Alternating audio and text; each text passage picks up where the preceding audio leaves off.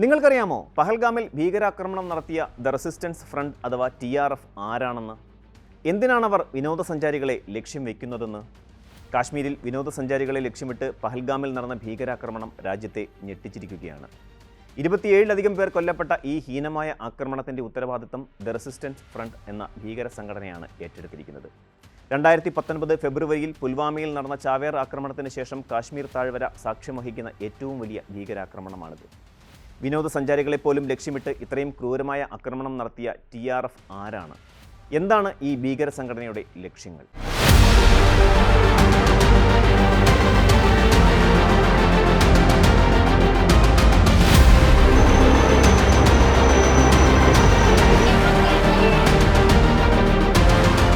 The resistance front എന്നത് ജമ്മു കാശ്മീരിൽ പാകിസ്ഥാൻ ആസ്ഥാനമായുള്ള തീവ്രവാദി സംഘടനകളുടെ പിന്തുണയോടെ പ്രവർത്തിക്കുന്ന ഒരു ഭീകര ഗ്രൂപ്പാണ്. 2019 ആർട്ടിക്കിൾ 370 റദ്ദാക്കി കാശ്മീരിൻ്റെ പ്രത്യേക പദവി എടുത്തുകളഞ്ഞതിൻ്റെ പ്രതികാരമായാണ് ഈ സംഘടന രൂപീകരിക്കപ്പെട്ടത്. സ്വയം ഒരു കാശ്മീരി സ്വാതന്ത്ര്യ പ്രസ്ഥാനം എന്ന് വിശേഷിപ്പിക്കുന്ന TRF വാസ്തവത്തിൽ പാകിസ്ഥാൻ്റെ ലഷ്കർ ഇ തോയ്ബയുടെ ഒരു ശാഖയാണെന്നാണ് ഇന്ത്യൻ സർക്കാരിൻ്റെ കണ്ടെത്തൽ. ജമ്മു കാശ്മീരിലെ വിവിധ സംഘടനകളിൽ സജീവമായി പങ്കെടുത്ത TRF 2024 ഏപ്രിലാണ് ഇതിനു മുമ്പ് ഒരു ഭീകരാക്രമണം നടത്തിയത്. 2023 കേന്ദ്ര ആഭ്യന്തര മന്ത്രാലയം TRFനെ നിരോധിക്കുകയും അതിൻ്റെ നേതാവ് ഷെയ്ഖ് സജ്ജാദ് ഗുലിനെ ഭീകരനായി പ്രഖ്യാപിക്കുകയും ചെയ്തു. ടെലഗ്രാം, വാട്സാപ്പ്, എക്സ്, ഫേസ്ബുക്ക് തുടങ്ങിയ സോഷ്യൽ മീഡിയ പ്ലാറ്റ്ഫോമുകളിലൂടെ ഇവർ തങ്ങളുടെ പ്രചാരണവും റിക്രൂട്ട്മെൻറ്റും നടത്തുന്നു. 2020 മുതൽ കാശ്മീരിൽ നിരവധി ആക്രമണങ്ങൾക്ക് TRF ഉത്തരവാദിത്തം ഏറ്റെടുത്തിട്ടുണ്ട്. TRFൻ്റെ പ്രധാന ലക്ഷ്യം കാശ്മീരിൻ്റെ പ്രത്യേക പദവി വീണ്ടെടുക്കുക എന്നതാണ്, അഥവാ കാശ്മീരിനെ ഇന്ത്യൻ അധിനിവേശത്തിൽ നിന്ന് മോചിപ്പിക്കുക. ഇന്ത്യൻ ഭരണകൂടത്തിനെതിരെ പോരാടുക, സുരക്ഷാ സേനകളെയും ഭരണ സംവിധാനങ്ങളെയും ആക്രമിക്കുക, കാശ്മീരിൽ അസ്ഥിരത സൃഷ്ടിക്കുക എന്നിവയാണ് ഇവരുടെ പ്രഖ്യാപിത ലക്ഷ്യങ്ങൾ. എന്നാൽ ആക്രമണങ്ങളിൽ സിവിലിയന്മാർ, വിനോദസഞ്ചാരികൾ, വ്യാപാരികൾ എന്നിവരും ഇരകളാകുന്നു. മറ്റ് തീവ്രവാദി സംഘടനകളിൽ നിന്ന് വ്യത്യസ്തമായി TRF മതേതരത്വത്തിൻ്റെ മുഖംമൂടി ഉപയോഗിക്കുന്നു. ഇവർ ജിഹാദ് എന്നതിന് പകരം പ്രതിരോധം എന്ന ആശയത്തെ ഉയർത്തിക്കാട്ടുന്നു.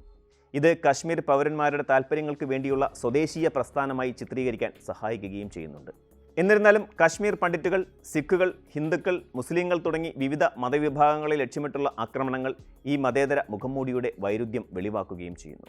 നിരോധിത ഭീകര ഗ്രൂപ്പുകൾക്ക് ആവശ്യമായ ആയുധങ്ങൾ എത്തിച്ചു നൽകുക, തീവ്രവാദികളെ റിക്രൂട്ട് ചെയ്യുക, അതിർത്തി കടന്നുള്ള നുഴഞ്ഞുകയറ്റത്തിന് സഹായം നൽകുക, ആയുധങ്ങളുടെയും മയക്കുമരുന്നുകളുടെയും കള്ളക്കടത്ത് നടത്തുക, സാധാരണക്കാർക്കെതിരായ ആക്രമണങ്ങൾ ആസൂത്രണം ചെയ്യുക തുടങ്ങിയ വിവിധ പ്രവർത്തനങ്ങളിൽ TRFന് പങ്കുണ്ടെന്ന് കേന്ദ്ര സർക്കാർ ആരോപിക്കുന്നുണ്ട്. കാശ്മീരിൽ നടന്ന നിരവധി ഭീകരാക്രമണങ്ങളുടെ ഉത്തരവാദിത്തം TRF ഏറ്റെടുത്തിട്ടുണ്ട്. 2020 മുതലാണ് ഈ സംഘടന തങ്ങളുടെ ആക്രമണങ്ങളുടെ ഉത്തരവാദിത്തം പരസ്യമായി ഏറ്റെടുക്കാൻ തുടങ്ങിയത്.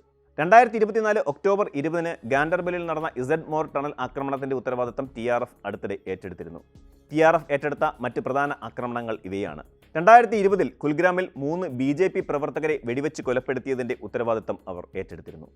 2021 ശ്രീനഗറിൽ ഒരു സർപഞ്ചിനെ വെടിവെച്ച് കൊല്ലുകയും ചെയ്തു. 2023 പുൽവാമയിൽ കാശ്മീരി പണ്ഡിറ്റ് വിഭാഗത്തിൽപ്പെട്ട സഞ്ജയ് ശർമ്മയെ കൊലപ്പെടുത്തിയതിൻ്റെ ഉത്തരവാദിത്തം അവർ ഏറ്റെടുത്തു. 2024 ഒക്ടോബർ മാസത്തിൽ ഗന്ദർബാൽ ജില്ലയിലെ ഒരു നിർമ്മാണ സൈറ്റിൽ നടത്തിയ വെടിവെപ്പിൽ ഒരു കാശ്മീരി ഡോക്ടർ, ഒരു കരാറുകാരൻ, ഏതാനും തൊഴിലാളികൾ ഉൾപ്പെടെ 7 പേരെ കൊലപ്പെടുത്തി. 2024 ജൂൺ മാസത്തിൽ റിയാസി ജില്ലയിലെ ശിവഖോരി ക്ഷേത്രത്തിൽ നിന്ന് മാതാ വൈഷ്ണോദേവി ക്ഷേത്രത്തിൻ്റെ ബേസ് ക്യാമ്പായ ഖത്രയിലേക്ക് പോകുകയായിരുന്ന തീർത്ഥാടകരുടെ ബസ്സിന് നേരെ ആക്രമണം നടത്തിയതായി ഇവർ അവകാശപ്പെട്ടു. ഭീകരർ ബസ്സിന് നേരെ വെടിയുതിർത്തതിനെ തുടർന്ന് ബസ് കൊക്കയിലേക്ക് മറിഞ്ഞ് 9 പേർ മരിക്കുകയും 33 പേർക്ക് പരിക്കേൽക്കുകയും ചെയ്തു. TRF ഇതുവരെ നടത്തിയതിൽ ഏറ്റവും തീവ്രമായ ആക്രമണമാണ് ഇപ്പോൾ പഹൽഗാമിൽ നടന്നിരിക്കുന്നത്. പഹൽഗാമിലെ ബൈസരൻ താഴ്വരയിൽ പൈൻ വനത്തിൽ നിന്ന് സൈനിക വേഷത്തിൽ എത്തിയ ഭീകരർ വിനോദസഞ്ചാരികൾക്ക് നേരെ വിവേചനരഹിതമായി വെടിയുതിർക്കുകയായിരുന്നു. 27 പേർ കൊല്ലപ്പെടുകയും നിരവധി പേർക്ക് പരിക്കേൽക്കുകയും ചെയ്ത ഈ ആക്രമണം 2008 മുംബൈ ഭീകരാക്രമണത്തിന് ശേഷം സാധാരണക്കാർക്കെതിരെ നടന്ന ഏറ്റവും വലിയ ഭീകരാക്രമണങ്ങളിൽ ഒന്നാണ്. കാശ്മീരിലെത്തുന്ന പ്രദേശവാസികളല്ലാത്ത വിനോദസഞ്ചാരികളെയും തീർത്ഥാടകരെയും തങ്ങൾ ആക്രമിക്കുമെന്ന് TRF പലതവണ മുന്നറിയിപ്പ് നൽകിയിട്ടുണ്ട്. ആർട്ടിക്കിൾ 370 റദ്ദാക്കിയതിനു ശേഷം കാശ്മീർ ശാന്തമായെന്നും ക്രമസമാധാന പ്രശ്നങ്ങളൊന്നും നിലവിൽ ഇല്ലെന്നുമാണ് കേന്ദ്ര സർക്കാർ അവകാശപ്പെട്ടിരുന്നത്. കാശ്മീരിലേക്ക് പുതുതായി ഒഴുകിയെത്തുന്ന സഞ്ചാരികൾ ഇതിൻ്റെ തെളിവാണെന്നും സർക്കാർ വാദിച്ചിരുന്നു. അതിനാൽ തന്നെ വിനോദസഞ്ചാരികളുടെ വരവിനെ തടയുക എന്ന ലക്ഷ്യവും TRFനുണ്ടെന്നാണ് നിരീക്ഷകർ വിലയിരുത്തുന്നത്. കാശ്മീരിൽ സമാധാന അന്തരീക്ഷം നിലനിൽക്കുന്നില്ലെന്ന് വരുത്തി തീർക്കാനും ഇത് ലക്ഷ്യമിടുന്നുണ്ട്. ആക്രമണത്തിൻ്റെ ദിവസം US vice president JD Vance ഇന്ത്യയിൽ സന്ദർശനത്തിനെത്തിയിരുന്നു. പ്രധാനമന്ത്രി നരേന്ദ്രമോദി സൗദി അറേബ്യയിലുമായിരുന്നു. ഈ സമയത്ത് നടന്ന ആക്രമണം കാശ്മീരിൻ്റെ ശാന്തതയെ തകർക്കാനുള്ള TRFിൻ്റെ ബോധപൂർവമായ ശ്രമമായാണ് കണക്കാക്കപ്പെടുന്നത്. കാശ്മീരിൽ ഭീകരവാദം ഒരു പുതിയ മുഖമായി ഉയർന്നു വരികയാണ്. ദി റെസിസ്റ്റൻസ് ഫ്രണ്ട് എന്ന ഭീകര സംഘടന 2019 ആർട്ടിക്കിൾ 370 റദ്ദാക്കിയതിൻ്റെ പശ്ചാത്തലത്തിൽ പാകിസ്ഥാന്റെ രഹസ്യാന്വേഷണ ഏജൻസിയായ ISIയുടെയും ലഷ്കർ ഇ തോയ്ബയുടെയും പിന്തുണയോടെ രൂപം കൊണ്ടതാണ്. ഈ സംഘടനയുടെ പ്രധാന ലക്ഷ്യം 1990കളിലെ രക്തരൂക്ഷിതമായ കാലഘട്ടം കാശ്മീർ താഴ്വരയിൽ തിരികെ കൊണ്ടുവരിക എന്നത് മാത്രമാണ്. ലഷ്കർ ഇ തോയ്ബ, ഹിസ്ബുൾ മുജാഹിദീൻ തുടങ്ങിയ തീവ്രവാദി സംഘടനകൾക്ക് അന്താരാഷ്ട്ര സമ്മർദ്ദവും ഇന്ത്യയുടെ കർശന നടപടികളും മൂലം സ്വാധീനം നഷ്ടമായപ്പോൾ പാകിസ്ഥാൻ ഒരു പുതിയ തന്ത്രമായാണ് TRFിനെ സൃഷ്ടിച്ചത്. TRFിൻ്റെ പ്രധാന നേതാവ് ഷെയ്ഖ് സജാദ് ഗുല്ലാണ്. ഇയാളെ 2023 ഇന്ത്യൻ സർക്കാർ ഭീകരനായി പ്രഖ്യാപിച്ചിട്ടുണ്ട്.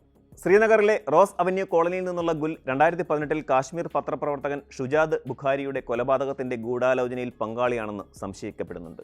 ഗുലിനെ കൂടാതെ സാജിദ് ജഡ്, സലീം റഹ്മാനി, ബാസിദ് അഹമ്മദ് ദാർ തുടങ്ങിയവരും TRFിന്റെ പ്രധാന നേതാക്കളിൽ ഉൾപ്പെടുന്നു. ഇവർക്കെല്ലാം ലഷ്കർ ഇ തോയ്ബയുമായി ബന്ധമുണ്ട്. 2019 ആർട്ടിക്കിൾ 370 റദ്ദാക്കിയതിനെ തുടർന്ന് കാശ്മീരിന്റെ പ്രത്യേക പദവി നഷ്ടപ്പെട്ടത് പാകിസ്ഥാന്റെ തീവ്രവാദി അജണ്ടയ്ക്ക് വലിയ തിരിച്ചടിയായിരുന്നു.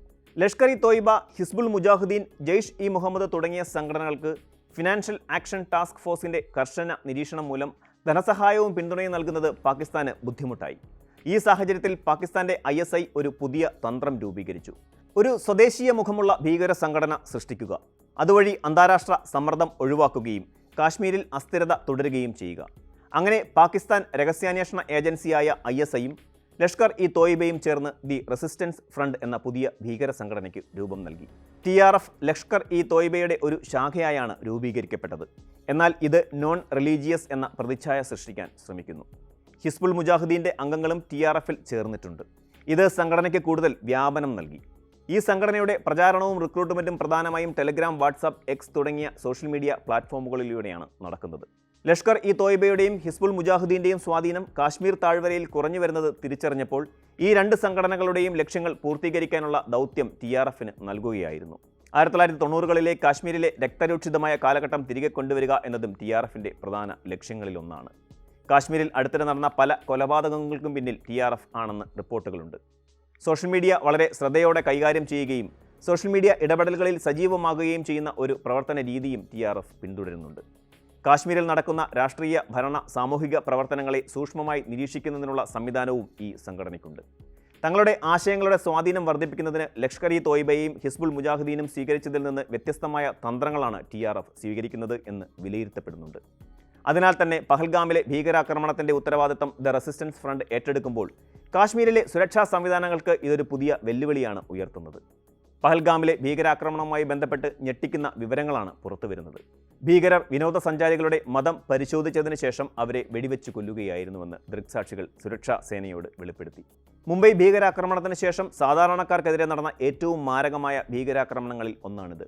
വിദേശ പൗരന്മാരുൾപ്പെടെ 27 പേർ കൊല്ലപ്പെടുകയും നിരവധി പേർക്ക് പരിക്കേൽക്കുകയും ചെയ്തു.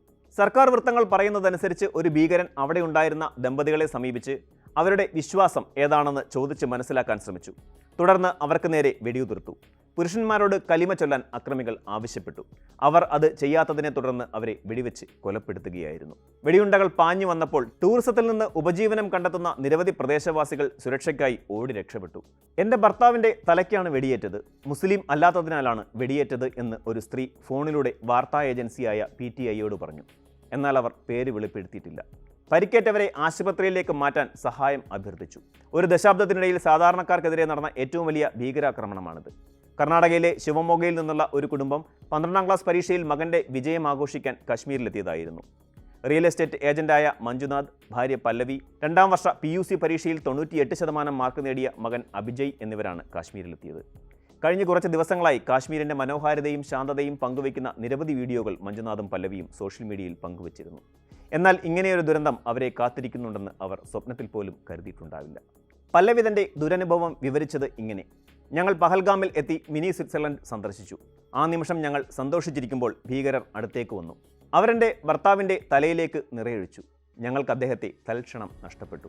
ദയവായി ഞങ്ങളെ രക്ഷിക്കൂ, ദയവായി ഞങ്ങളെ സഹായിക്കൂ എന്നവർ അഭ്യർത്ഥിച്ചു. പിന്നെയും പല്ലവി കൂടുതൽ വേദനാജനകമായ വിവരങ്ങളാണ് വെളിപ്പെടുത്തിയത്.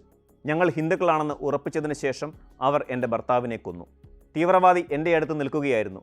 ഞാൻ കരഞ്ഞുകൊണ്ട് എന്നെയും കൊല്ലാൻ അപേക്ഷിച്ചു. എൻ്റെ മകൻ പോലും അവനോട് പറഞ്ഞു, നീ എൻ്റെ അച്ഛനെ കൊന്നു. എന്നെയും വെടിവെക്കൂ. അപ്പോൾ തീവ്രവാദി പരിഹാസത്തോടെ മറുപടി പറഞ്ഞു, ഞങ്ങൾ നിന്നെ കൊല്ലില്ല, പോയി മോദിയോട് പറയൂ. ഈ ഭീകരമായ സാഹചര്യത്തിൽ 3 കാശ്മീരി യുവാക്കൾ ഞങ്ങളെ രക്ഷിക്കാൻ മുന്നോട്ട് വന്നു. ഞെട്ടലിൻ്റെയും നിസ്സഹായതയുടെയും നിമിഷത്തിൽ അവരെത്തി ബിസ്മില്ല ബിസ്മില്ല എന്ന് മന്ത്രിച്ചുകൊണ്ട് സുരക്ഷിതമായ ഒരിടത്തേക്ക് ഞങ്ങളെ കൊണ്ടുപോയി. അവരിപ്പോൾ എനിക്ക് അപരിചിതരല്ല, അവരെൻ്റെ സഹോദരന്മാരാണ്, പല്ലവി കണ്ണീരോടെ പറഞ്ഞു നിർത്തി. ഈ സംഭവം കാശ്മീരിൽ സുരക്ഷാ ഭീഷണികൾ ഇപ്പോഴും നിലനിൽക്കുന്നു എന്നതിൻ്റെ ശക്തമായ സൂചനയാണ് നൽകുന്നത്. വിനോദസഞ്ചാരികളെ ലക്ഷ്യമിട്ടുള്ള ഈ ആക്രമണം കാശ്മീരിൻ്റെ ടൂറിസം മേഖലയ്ക്കും വലിയ തിരിച്ചടിയാണ് നൽകുന്നത്. എന്നാൽ കാശ്മീരി യുവാക്കളുടെ മനുഷ്യത്വം ഈ ദുരന്തത്തിനിടയിലും പ്രത്യാശയുടെ കിരണമായി നിലകൊള്ളുന്നുണ്ട്. കേന്ദ്ര സർക്കാരും സുരക്ഷാ ഏജൻസികളും ഈ ഭീകര സംഘടനയെയും അവരുടെ പ്രവർത്തനങ്ങളെയും ശക്തമായി നേരിടേണ്ടത് ഇപ്പോൾ അനിവാര്യമാണ്.